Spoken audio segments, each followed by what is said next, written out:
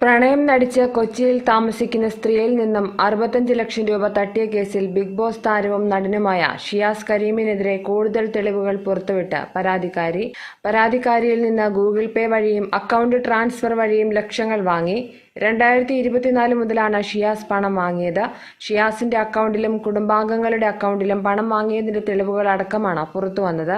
1 ലക്ഷം രൂപ വരെയുള്ള തുകകളാണ് അക്കൗണ്ട് വഴി കൈപ്പറ്റിയത്. പണം കൈമാറിയതിന്റെ രേഖകളാണ് പുറത്തുവിട്ടത്.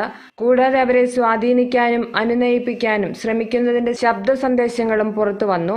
ജിമ്മിന്റെ നവീകരണത്തിനടക്കം ഷിയാസ് പണം ആവശ്യപ്പെടുന്നതും പണം നേരിട്ട് നൽകിയാൽ മതിയെന്ന് പറയുന്നതും നേരത്തെ പുറത്തുവന്ന ശബ്ദ സന്ദേശത്തിലുണ്ടായിരുന്നു. ഒരു ശബ്ദ സന്ദേശത്തിൽ കല്യാണത്തിന് മുന്നോടിയായി 15-ാം തീയതിക്കുള്ളിൽ സ്വർണം വാങ്ങണമെന്നും 16-ാം തീയതി താൻ പോകുമെന്നും ഷിയാസ് പറയുന്നുണ്ട്. സ്വർണം താൻ തന്നെ വന്ന് കളക്ട് ചെയ്തോളാമെന്നും ശബ്ദരേഖയിലുണ്ട്. കല്യാണത്തിന് ഉപയോഗിക്കാൻ ചുവന്ന നിറത്തിലുള്ള ഓഡി കാർ വേണമെന്നും 5 ലക്ഷം രൂപ കൊടുത്താൽ ലീസിന് വണ്ടി കിട്ടുമെന്നും ഷിയാസ് പറയുന്നു. പെരുമ്പാവൂരിൽ ഒരു സലൂൺ തുടങ്ങാൻ പ്ലാനുണ്ടെന്നും ജിമ്മിന്റെ പണികൾ നടക്കുകയാണെന്നും ഷിയാസ് പറയുന്നു. പരാതിക്കാരിയായ യുവതിയെ പെരുമ്പാവൂരിലേക്ക് വീട് മാറ്റാൻ നിർബന്ധിക്കുന്നത് എപ്പോഴും കാണാൻ വേണ്ടിയാണെന്നും കോഴിക്കോട്ടേക്ക് ഓടിയെത്താൻ ബുദ്ധിമുട്ടാണെന്നും ഷിയാസ് വ്യക്തമാക്കുന്നുണ്ട്.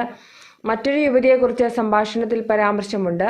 യുവതിയും ദർഫയും തമ്മിലുള്ള പ്രശ്നങ്ങൾ തീർക്കണമെന്നും എല്ലാവരും കൂടെ സന്തോഷത്തോടെ ഇരിക്കണമെന്നുമാണ് ഷിയാസ് പറയുന്നത്. നീ ദർഫയുമായി വിഷയം തീർക്ക്, അല്ലെങ്കിൽ എനിക്ക് ഭ്രാന്ത് പിടിക്കുമെന്ന് ഷിയാസ് പറയുന്നു. അവൾക്ക് മെസ്സേജ് അയച്ച് സംസാരിക്കാൻ യുവതിയെ പ്രേരിപ്പിക്കുന്നുണ്ട്. തന്റെ ഉമ്മ യുവതിയെ വിളിക്കാറുണ്ടെന്നും അത് ഉമ്മയ്ക്ക് സംസാരിക്കാൻ ആരുമില്ലാത്തത് കൊണ്ടാണെന്നും ഷിയാസ് പറയുന്നു. ഉമ്മയോട് താൻ വിളിക്കാറില്ല എന്ന് പറയരുതെന്നും നിർദ്ദേശമുണ്ട്.